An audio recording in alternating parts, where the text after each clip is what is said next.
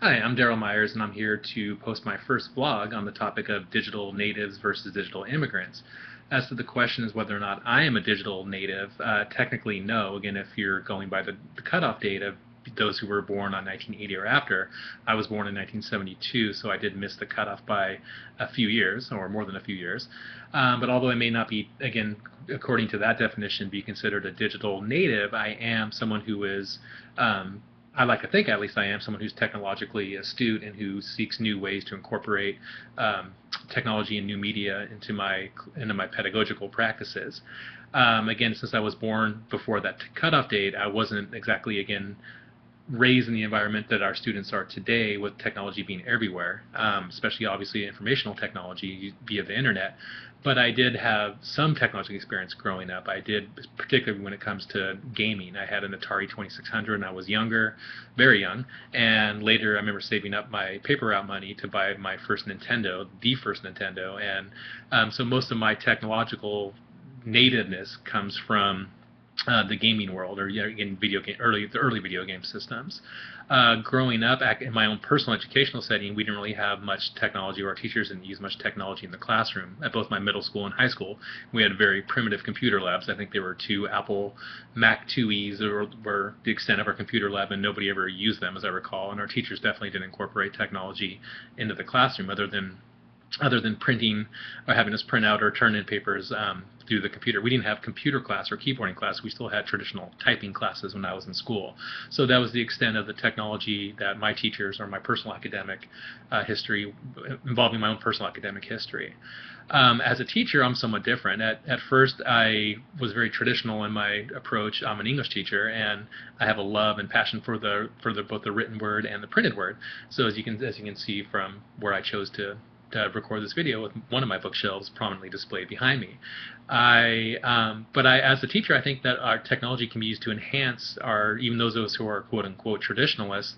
I definitely think that the technology can be used to enhance our teaching. And even as someone who is an English teacher, who is some of the most traditionalist teachers, I like to think that I'm one of the teachers who was on the vanguard in incorporating technology at my school. I was the first teacher to bring in Google Classroom and other Google educational apps into my pedagogical practices, and I found it's really been a transformative experience. Obviously, this has just been over the last couple of years, and I've been teaching for 12 years now, and this is something I think that's really enhanced my experience. I can bring in a YouTube video. For example, we were reading the poem Lou Wit, which is about the eruption from Mount St. Helens, and it's metaphorically told from the point of view of the mountain being an old woman who is tired of having her ecology destroyed, so she erupts in a rage to lash out at the humans who destroyed her environment. So as we're reading that poem, then I can bring up a YouTube video from the Discovery Channel that shows the scientific explanation of the eruption, and the students can pair those two texts, and we have an interesting discussion.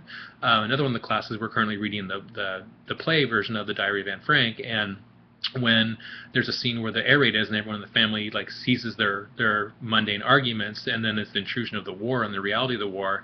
My students obviously thankfully didn't have any experience with an air raid, so I was able to bring up some BBC footage and show them what an air raid was like, what an air raid siren sounded like, things like that. So it's not only technology should be used not just, I think, in our classrooms to enhance the traditional approaches, but also not just to replace traditional academic practices, but to enhance them, and that's what I seek to do as much as possible. I find using the digital spaces have been amazing for collaborative purposes. Students can collaborate in real time. I remember also the teacher can keep up with what they're doing in class. I was at a professional development meeting in our district office, and while my students were working out an assignment for them, they were working on the Chromebooks to collaborate, and they were shocked to see that I was at my off-site meeting, I was commenting on their work and on their discussion practices. So it's a really amazing thing to see. You can again go drilling down into the Google Docs or the Google Sheets and seeing their revision history to really see their process played out. It's really been an amazing experience. I love using Google Classroom. You can obviously, in addition to posting assignments and going paperless as much as possible, you can post valuable links. You can post not just links, but other resources, assignment dates. You can have just an amazing amount of a one-stop shop. That's again, I'm just scratching the surface of my own teaching practices, but I really feel it's been an amazing experience, not just for me, but for my students, because obviously these are the digital spaces, they're digital natives that they live in. So I'm obviously still seeking much better ways to enhance it. I want to incorporate more video and audio. I want to incorporate podcasting. My students have created some video content using iMovie. We're not one-to-one iPads, but I have a few iPads that I bring into the classroom, and we're nearly one-to-one Chromebooks. So we do, again, like I said, we've mainly been doing the Google applications. But I've had students create iMovies for different projects. We have an author study project that one of my classes did last year, and students did an amazing thing. They interviewed Jane Austen, and they created like a Victorian set, and they made it like a talk show, and they did it like all through iMovie, and it was really amazing to see what the students have done. So these kids are definitely digital natives. They dive right into what they're working on, and there's an enthusiasm, and I've learned so much from them.